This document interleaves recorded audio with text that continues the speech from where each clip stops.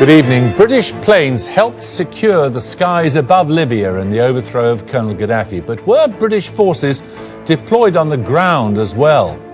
The air war we know about, but tonight we piece together the clandestine missions of some of this country's most secret soldiers.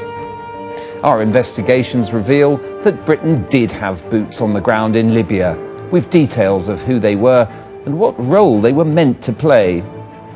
The Conservative MP Rory Stewart and the writer Nabila Ramdani are here to discuss. And this man tells us how British Secret Service agents came to call on him while he was being held in one of Colonel Gaddafi's prisons. Why, please explain to our taxpayers, should we pay a single penny to clear up the mess left by Silvio Berlusconi? Our economics editor asked the Italian Prime Minister the question on the nation's lips. And does the well-being of a bunch of birds justify binning the Mayor of London's pet project of a new airport? This is where Boris wants to put his island. But is this really about building a new hub airport for the southeast of England, or building up the Mayor's chances of being re-elected?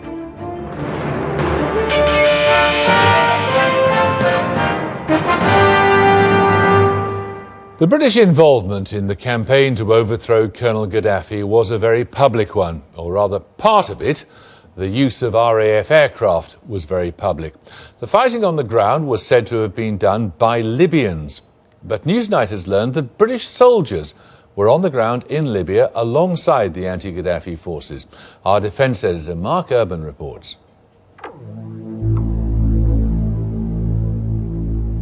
Britain's secret war in Libya evolved in fits and starts, but its architects believe it helped finally to tip the balance in favour of the Libyan revolutionaries, enabling them to seize the country and catch Colonel Gaddafi.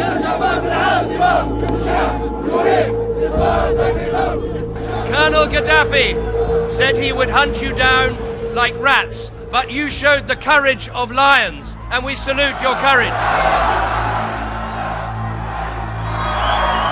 That success, we have learned, did involve deploying the SAS on the ground to help, but the tale of how they got there wasn't simple. The Libyan revolution started in February last year. Very quickly, the Libyan armed forces split, and the leading rebels set themselves up in Benghazi. The British government soon decided to send a rescue mission to the desert of southern Libya.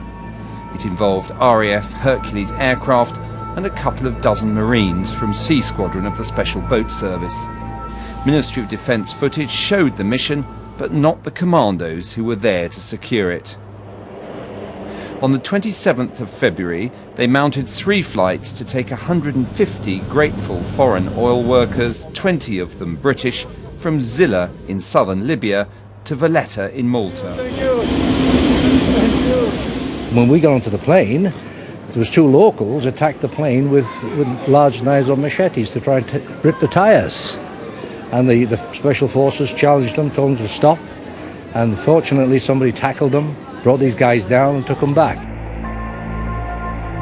In the footage of the taxiing Hercules in Malta, a clue appeared to the next phase of the operation. A Special Forces Chinook helicopter awaiting its mission.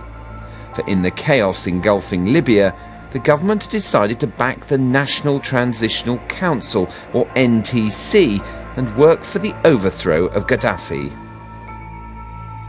Mr. Speaker, it is clear this is an illegitimate regime that has lost the consent of its people, and our message to Colonel Gaddafi is simple: go now.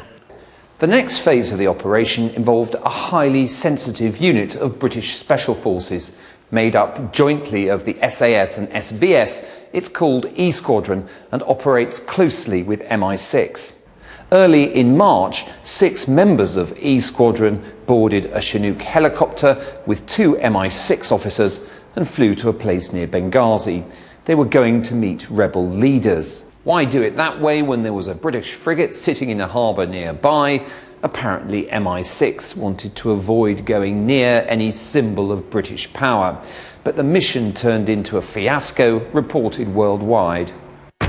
A British diplomatic team detained by rebels in Libya has been released. Revolutionary forces. Despite carrying everything needed for a covert mission, from civilian clothes to a variety of passports, the British had been nabbed by armed local farmers. E Squadron had come unstuck almost immediately, and the British ambassador was left to plead with the NTC to release them. I hope to ask Mr. Jalil if he might be able to intervene to help us clear up this misunderstanding, if there's anything we can do to help explain who they are and what they were doing. After this public embarrassment, British Special Forces were closed out of the picture for months, we've been told. But the visible commitment of planes and ships was growing. A couple of weeks later, France, the US and Britain started bombing Gaddafi's forces, and the stakes were raised again for the Cameron government. It was time to send a properly accredited team to Benghazi to liaise with the NTC. By April, half a dozen army officers in plain clothes and intelligence people were actively working in Benghazi to build capacity, an embryo defence ministry and a command structure. They operated in Benghazi, Misrata and near Brega, but they were unarmed, and their main role was to get some Libyan units working to some sort of plan while saving them from being hit by accident by NATO. That happened a couple of times, and we filmed these NTC units marking their vehicles with identification symbols as a response. The poor record of these men, though, led British liaison officers in Benghazi to argue for people able to raise their performance. The UN resolution that authorised NATO bombing specifically prohibited ground troops anywhere in Libya. But what about advisors or special forces? We've learned that the National Security Council, shortly after the bombing started, tasked military chiefs to look at the feasibility of a train and equip mission to the Libyan rebels. Publicly, meanwhile, ministers shied away from talk of boots on the ground. This is not British ground combat forces going in, and that's what the people mean by boots on the ground. We're very clear about the United Nations resolutions. They forbid any occupation, foreign occupation of any part of Libya, and we will absolutely stick to that. The road to sending British Special Forces back into Libya lay via Qatar. The Emirate had taken a strong stance against Gaddafi from the outset. Visits from British and French military chiefs led to a joint mission being established. Special forces from all three countries would be sent to Libya to assist with training, as well as coordinating their command and NATO airstrikes. The French would go to the west, the British to the east. By August, around 20 men from D Squadron of 22 SAS were operating in small teams at places like Brega and Misrata, as well as a training base in southern Libya. The airstrikes had gone on for months, and many had predicted that doing it from the skies alone might not work. It's become a much more difficult fight, much more difficult targets. As I've observed in recent days, essentially it is very much stalemate-like in the vicinity of Ajabi and Brega. Within days of the new teams moving into action, the NTC was fighting its way into Tripoli. Assistance from Qatar and France seems to have been particularly important here, but the Misrata units that were being helped by the British were soon forcing their way into Gaddafi's hometown of Sirte. Even at this point, the British would not give weapons, but it did help the Libyans with radios and other equipment to coordinate airstrikes. France and Qatar did send weapons, including, we've been told, Milan anti-tank missiles like these. As the revolutionaries fought into Sirte, NATO airstrikes were pivotal, and they were coordinated by the British, including men on the ground. Were they involved in the final drama as Muammar al-Gaddafi was taken and then killed by the NTC? That's a subject that everyone remains tight-lipped about. though they do say that within weeks of Gaddafi's death, the Special Forces' presence was being wound down. The architects of the joint UK-French-Qatar operation insist that it gave coherence, organisation and drive to the revolutionary ground forces. Integrating the Qataris, Emiratis and Jordanians in the operation was also vital. Without them and their defence chiefs' leadership, especially the huge understanding they brought to the campaign, it's unlikely that the NTC's militias could have successfully acted as the land element, without which the right outcome would have been impossible. The role of Special Forces and MI6 in this process is still not publicly acknowledged, but it was important all the same, and it extended the degree of British involvement in the Libyan revolution to a far greater extent than public statements by the government had suggested. Well, in a moment, two people who spent some time in the Newsnight studio during the Libyan war and indeed in Libya during and after, the Conservative MP Rory Stewart and the writer and journalist Nabila Ramdani. But first, Mark Urban is here. This is significantly different to what we were told, isn't it? I think it is, and of course we heard William Hague early on there in the conflict talking about the UK's desire to stay within the terms of that resolution. Now, this is clearly something that exercised people in Whitehall throughout. There were months when they couldn't agree on this. I'm told that lawyers from various departments were very sceptical that it could be done. Eventually, it was done, and finally, these troops who went in, the 24 or so from the SAS from August onwards, were armed, I'm told, whereas the earlier missions, the mentoring or consultants, call them what you will, went in plain clothes, unarmed. How significant a contribution was it? Well, it's easy to argue this both ways. I mean, a lot of people would say that even after the fall of Tripoli and even Sirte, that those gangs of men in their pickup trucks with heavy machine guns and all the rest of it were a pretty wild, uncoordinated and indisciplined lot. However, they had achieved their objective, and it was important, I think, for the countries that backed them, that, if you like, they wanted to bank some of the political influence that came from helping them achieve their objective. The Qatar Defence Forces chief has claimed that hundreds of Qatari troops were involved in helping them. People say to me that's an exaggeration. The French want it to be known that they armed the NTC at certain points. And so the UK too, I think, hoped that by being involved in that way, it would buy itself influence in the new Libya. Do you think they want it to be made public in the way you've just made it public? I can't say whether that's what the government wants. OK, Mark, thank you. Well, now, Rory Stewart and Nabila Ramdani, to what extent do you think the revolution is tainted by this sort of discovery? Well, it's absolutely tainted by this sort of discovery. I think Mark's report is fascinating, but sadly not in the least bit surprising. And what this discussion should be all about is not so much military intervention, but illegal military intervention.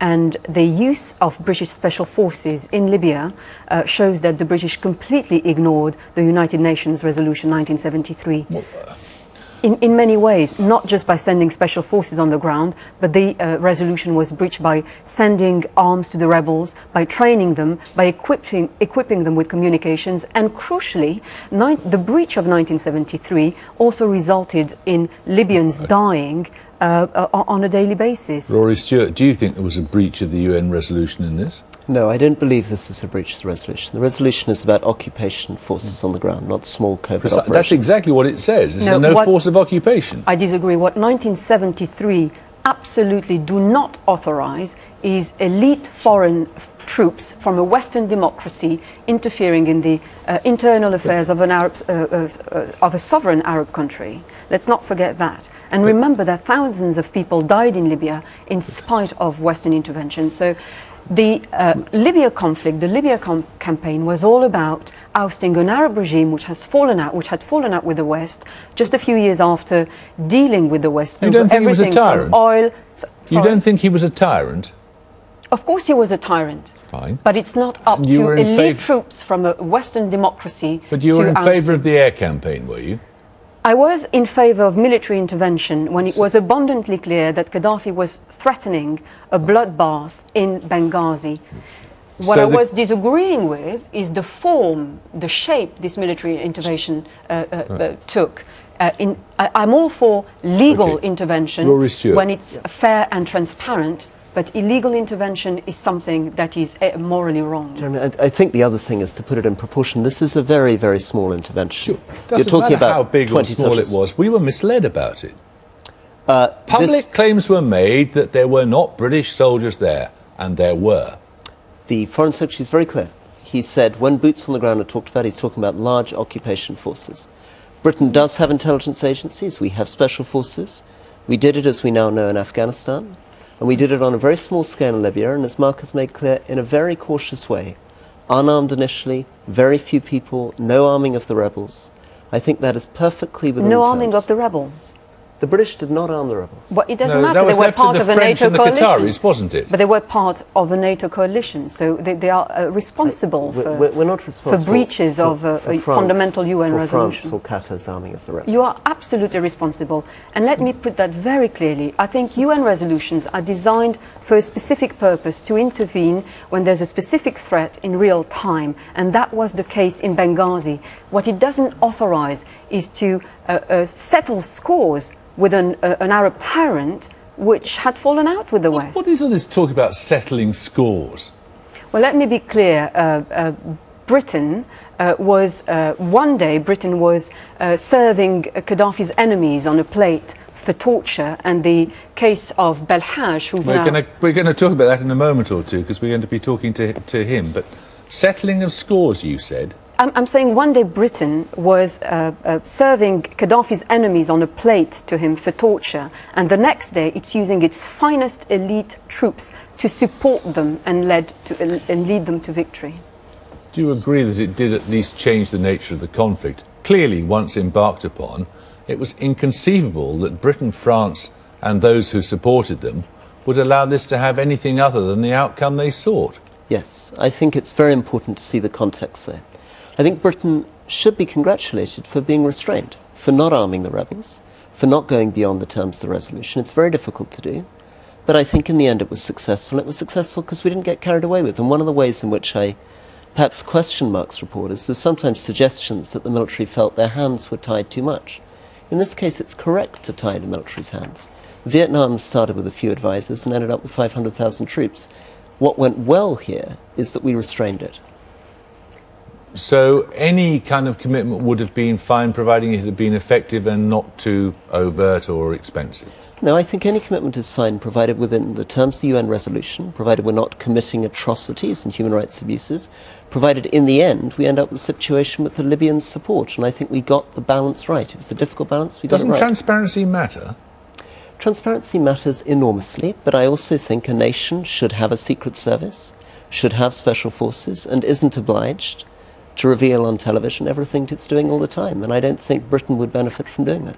Let me ask you this. Do you think the outcome, in the end, justified the means? Not at all. I think it's far too simplistic and so indeed you'd rather Gaddafi dangerous. were there, would you? No, not at all. As I said, it was very important to intervene militarily to stop the fear of a bloodbath in Benghazi. Once that was achieved, it was morally wrong to take sides in a civil war, to lead a faction of the Libyan population to victory. All right, well, let's take up that point you raised a moment or two ago, because the inquiry, which was supposed to discover whether people working for the British government might have colluded in torture, has been abandoned, or as the judge who was supposed to be carrying it out put it, it's not practical for the inquiry to continue right now.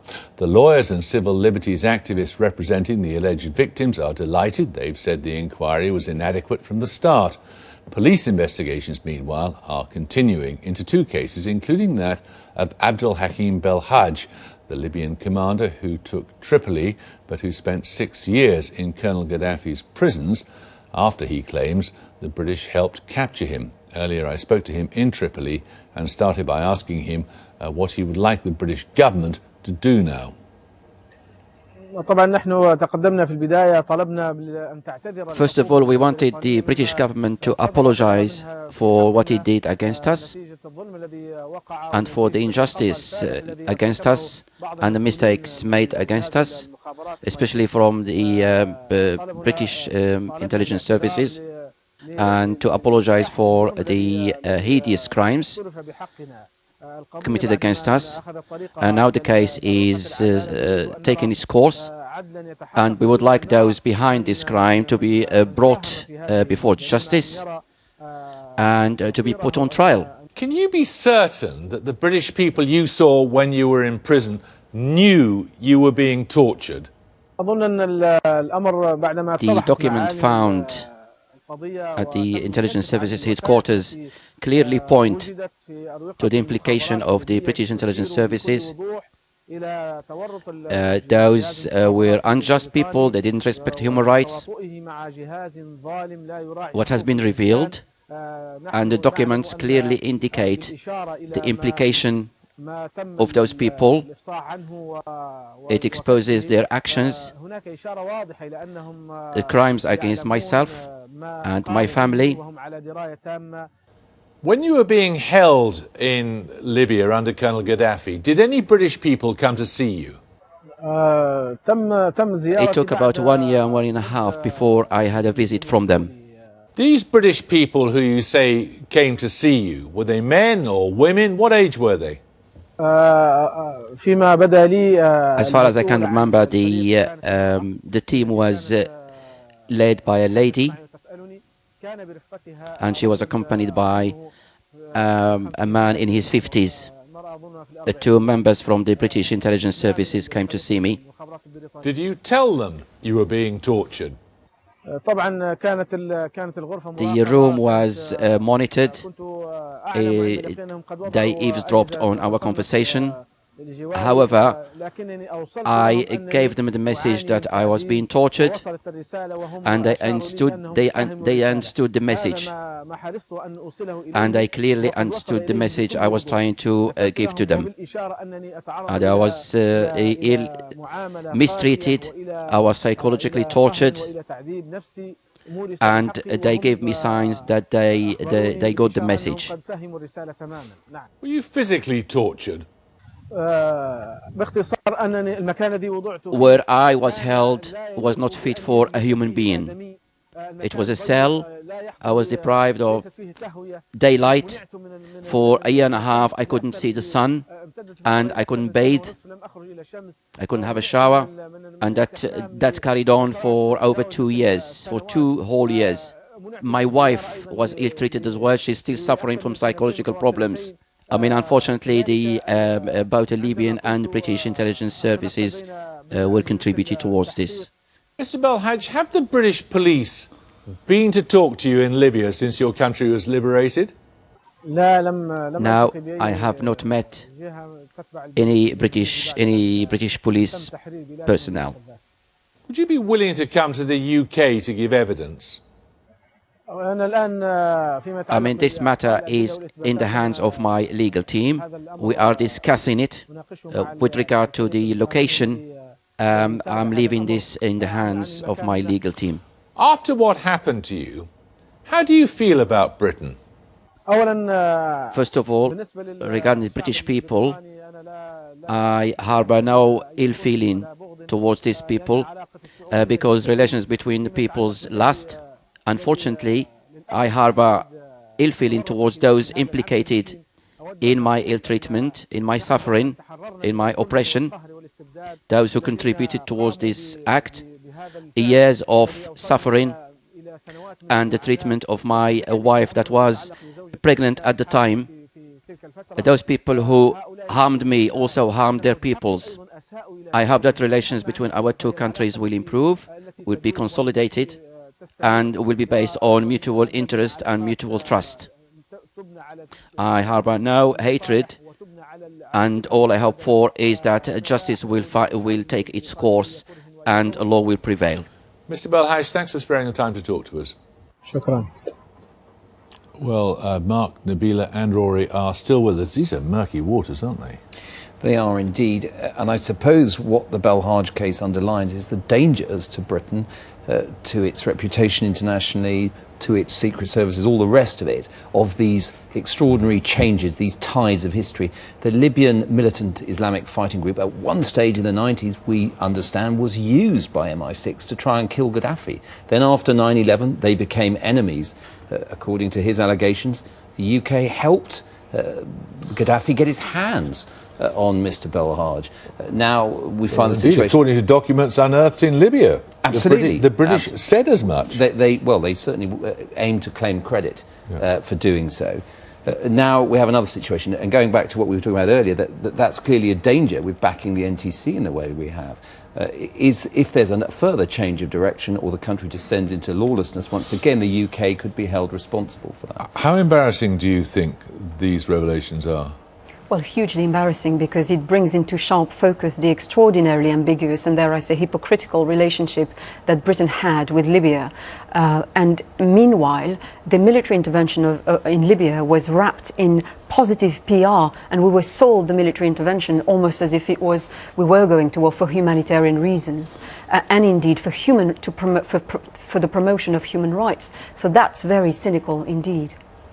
You wouldn't dissent from the fact it's highly embarrassing, would you? No, I think if these allegations are true, it's worse than that, it's disgraceful. And I think it illustrates that our whole policy in Libya was short-term, chaotic, ethically questionable, over a period of nearly 20 years. But earlier you were saying it was absolutely right that every nation had secret services, it had special forces, and everything was not disclosed on television. This is what happens. Absolutely right, Jeremy. If you've got a secret service, you've got to watch them very carefully. And the same with special forces. It's not a license to do whatever you want, whenever you want. The ethical rules need to be very clear. Why are you shaking your head? Well, I just want to pick up on a very important point made by Mark Urban. And if a Western-approved version of democracy doesn't take off in Libya, by which I mean giant corporations exploiting oil and gas reserves to vast profit, then I'm absolutely sure that covert military operations will resume in Libya, that the Western government will be selecting another government. For the moment, they seem to be quite happy with the National Transitional Council, but as we saw with Gaddafi, relationship can change very quickly indeed. Now you're shaking your head. Well, this I disagree with. I don't think we're involved in some grand oil and gas conspiracy. I think the problem with British policy over the last 20 years has been short-term, it's been thoughtless, and it's crossed ethical lines. It's not that we're involved in some grand global conspiracy. Well, we've heard Philip Hammond, the Trade Secretary, saying to British businessmen specifically, pack your suitcases. We've heard the same from Alain Juppé, the French Foreign Minister. The NTC, the National Transitional Council, made it abundantly clear that it was willing to reward all the Western governments involved in the military conflict. So the oil and gas argument is perfectly viable. But supposing things don't work out with the NTC for whatever reason, then it would be absolutely right, would it not, according to your analysis, that this country pursues its own vital interests? I certainly think we have vital interests. We've also got to respect international law, and we shouldn't go around torturing people. That's a sensible conclusion. Okay. All right. Thank you all very much. Thank you. Now, British taxpayers will not be spending large amounts of money keeping the euro afloat. We know this because the government has told us so. Yet today it emerged that the International Monetary Fund is scrabbling around to find another $600 billion or so, and Britain will be asked for a healthy whack of it. This will not, of course, be for anything as contentious as propping up the euro.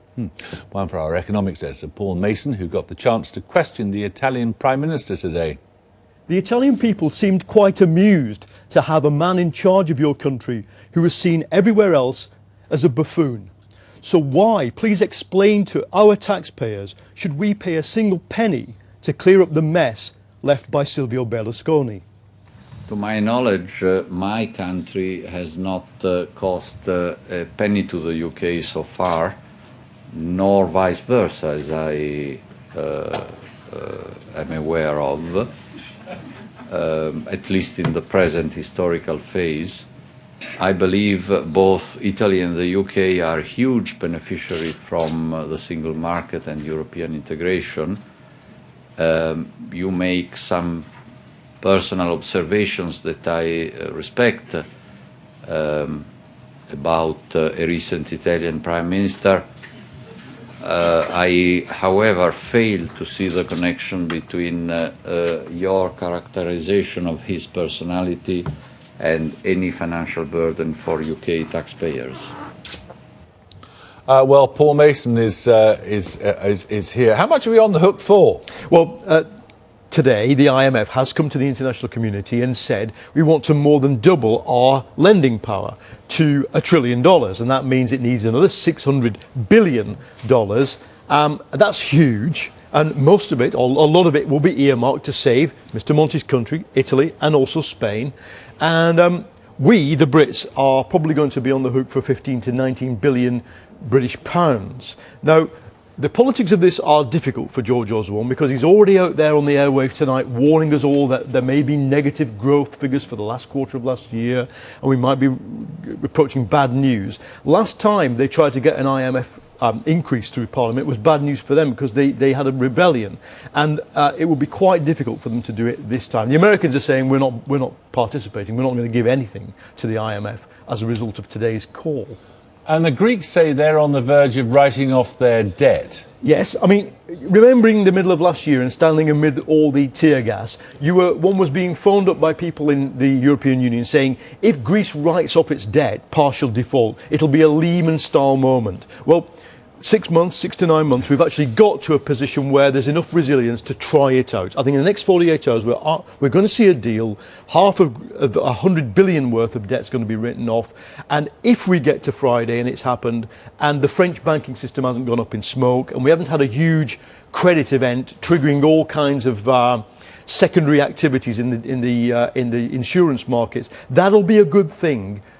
Because it's been the thing that we've been fearing for the best part of 6 months. I think we are on the eve of it. So that's another sort of step towards resolution for the euro crisis. Won't be good news if you've got Greek debt, though, will it? No, because at least half of it's going to be written off, and what they're haggling about tonight is whether it's half, 2/3, 3/4. But the market's kind of accustomed itself to that happening, and most of Greek debt is held by Greek banks. The big fear is still within Greece that this doesn't solve anything, but it might solve that big ticking time bomb problem that we were all warned about last year. Paul, thanks. Well, someone's taking Boris Johnson seriously. According to the Mayor of London, the government's increasingly interested in the scheme he's been championing for a massive new airport on the marshes of Kent. Mr Johnson hopes one day to say, like Christopher Wren of St Paul's, si monumentum requiris circum spici. If you want my memorial, look about you. But this being Britain, nothing's going to happen imminently. In fact, there's a better than even chance nothing's going to happen at all. David Grossman reports. He started slow and small with the Boris bike, got a bit bigger and quicker with the Boris bus, but now the Mayor of London wants to go global and at jet speed, a new airport in the Thames estuary. It's not here yet, but this is the proposed site of Boris Island. That's the Medway over there, the Thames over there, this is the coast of the Isle of Grain in Kent. Oh, but first things first, don't call it an island. Don't take my word for it. Here's the Mayor's description of his shining vision. I'm more of a peninsula. And this is what Boris Peninsula could look like. 150 million passengers a year. And according to the aviation industry, we do need to think big if we want to attract flyers from new emerging markets like China and Brazil. Heathrow's running at 99%. Gatwick is a very similar figure. But if you look at Amsterdam or Frankfurt or Paris, they've got 4 runways. In fact, Amsterdam's got 6. But those airports with 4 runways run at 75% capacity. That means when there is disruption, the whole of the system doesn't collapse. There's catch-up. You can't have a 99% runway utilisation and any flexibility. And that's why the hub is seriously constrained currently.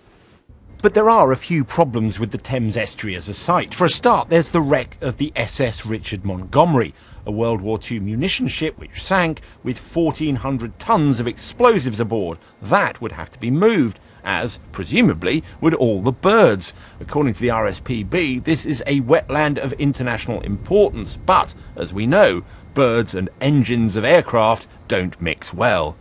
200,000 birds coming here to winter. So would you really want to be sitting in an aircraft taking off at the end of the runway, which is where we're standing now, through thousands and thousands of birds? It's not safe, and it's not in line with the government saying it wants to be the greenest government ever. But, you know, development needs it's always been a balance between development needs and conservation needs. Sometimes you have to pay a price. Why not here? What's wrong with here? Well, where do you draw the line? We've lost 50% of the wetlands in the world in the last century. This is one of the last best pieces of wetland habitat we have in the country. For some, though, the most significant fact in all this is that 2012 is an election year in London, and Boris Johnson wants to be elected mayor again. He knows that the people out here who'd be affected by a new hub airport don't vote in those elections, whilst over there are millions of people in West London who are affected by the noise of Heathrow and perhaps worried about its expansion. Well, they do vote. The trouble with Heathrow is that it's a great airport, but you can't indefinitely keep expanding it because it's in the wrong place. Do you know, 25% of all the people in Europe who suffer from aviation noise pollution live around Heathrow. So if you're going to expand your capacity, and business is making that case very powerfully to government. George Osborne's off in China. He understands very clearly the need to communicate with the big growth economies of Asia and Latin America. If you're going to do that, then you've got to look elsewhere. Indeed, last month's Feltham and Heston by-election, right on Heathrow's doorstep, threw up some very interesting polling results, which Boris can't fail to have noticed. When asked who would they vote for in the by-election, well, Labour had a 22-point lead. When the same people were asked how they would vote for the mayor, well, Boris had a 1-point lead. Conservative strategists think a policy of shifting the airport could be decisive. When do you expect it all to be underway? And this does look a teensy bit more like electioneering when you talk to the Lib Dems. Any announcement this side of an election would need their approval. Show me, sorry. This is Norman Baker. He is a Lib Dem and a transport minister. See if you think Boris is going to win him over. We do not support the building of a new airport, and we will do our best to stop it. So there may be powerful arguments in favour of a new airport, and it is true that the government is about to hold a consultation on the UK's airport capacity, looking at all of the options. However, the flurry of interest today in Boris Island, more of a peninsula, Boris Peninsula, seems to have more to do with the London election timetable than anything else. OK, we're joined now to discuss this by the Liberal Democrat Julian Huppert and by John Moulton, a venture capitalist. Are we really going to have national transport policy determined by whether Boris needs to get re-elected? Yes. That's a good thing, is it? No. So there's an unequivocal case that can be made for this, leaving aside whether Boris Johnson is up for election or not. It's a pretty tough case to run easily. Other than the rather special circumstances Boris is in, it's hard to see this being politically particularly wise. There's an awful lot of opposition and very little pro this idea. But you're in favour of it? No, I'm not. I think that there are better alternatives. The third runway at Heathrow is not good, but it's better than the estuary idea. Linking up Gatwick and Heathrow has got lots of problems, and that's better than the estuary idea. But given the government has said it won't do the third runway at Heathrow, what alternative is there? Well, they could change their minds. It has been done before. As long as you're part of the coalition, will this happen?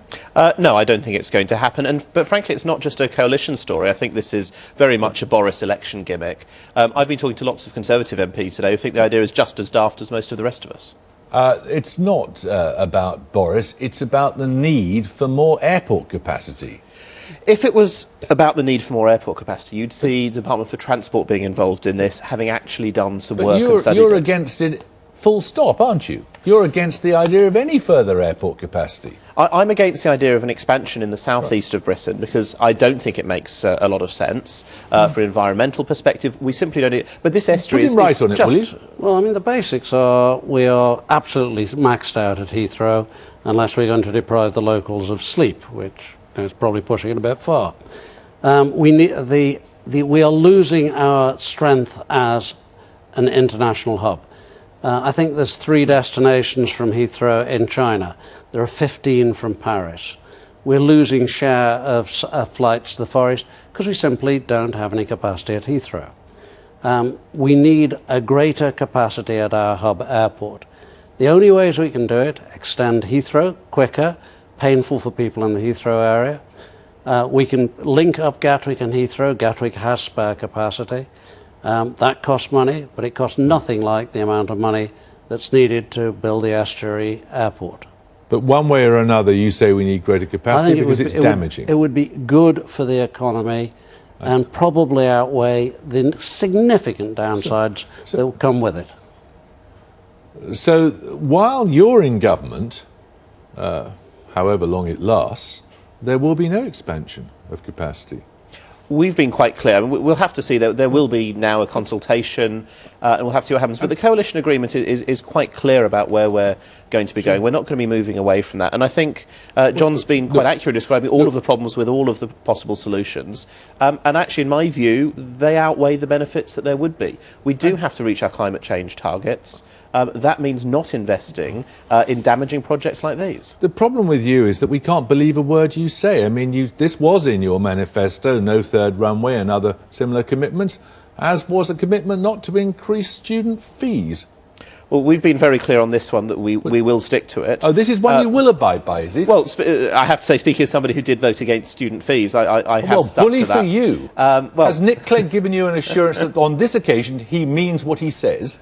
We have been very clear. The Department for Transport does not seem to be backing this. I think if you look at what they've been saying today, what do you care about support. what the Department of Transport thinks? Isn't it a matter of principle for you? Well, I'm delighted to say that in this case it seems that the Department for Transport isn't supporting it. We're not supporting it. The local MPs who are Conservatives aren't supporting it. I think John said quite accurately early on, there are very few people supporting it at all. That includes us, and we're going to stick to that. How worried are you about politicians not investing in infrastructure in this country? Quite seriously. The cost of this estuary airport, lowest number in the press is 30 billion sterling. More reality is probably nearer 80. The government's planning to spend 8 billion on all transport infrastructure in the next year. That's the amount in the last budget. So, I mean, we do need to spend more. Improving our infrastructure is one thing that works for the future. But we've got to choose the right things. We've got to do things that can be done fairly quickly. Boris says this can be done in 6 years.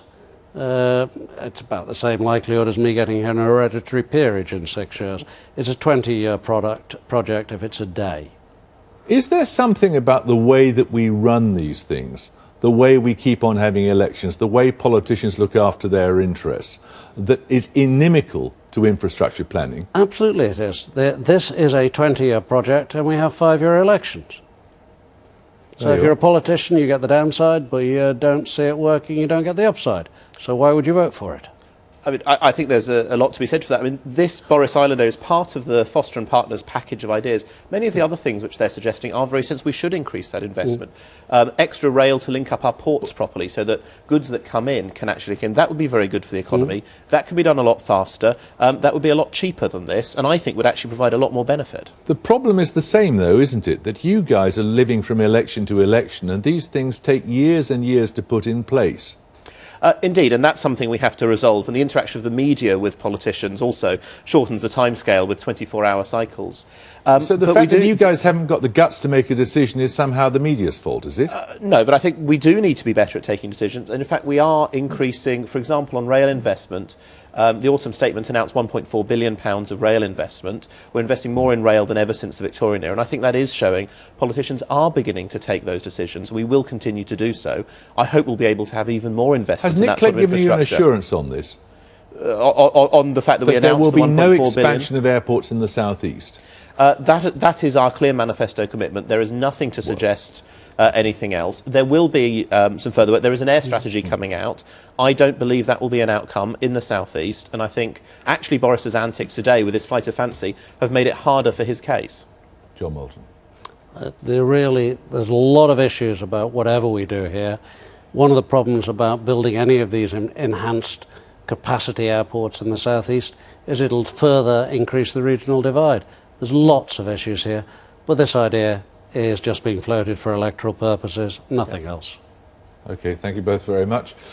Such cynicism in one so young. Right, so the Financial Times, Royal Bank of Scotland is testing Cameron's top pay crackdown, apparently, because they're going to give lots of nice big bonuses. Doctors apparently may strike over cuts to their pensions in the Daily Telegraph. Fred Goodwin should be stripped of his knighthood on the front page of the Daily Mail. And The Guardian has news that there will be credit rating agencies vetting hospitals in this country. And finally, the Daily Mirror has news of a court case and a young man who has, a young man who's escaped jail after an attack. Right, well, that's more than enough for now. I'll be back tomorrow with, among other things, a discussion on whether Marxism has anything to offer the world today. But until then, good night.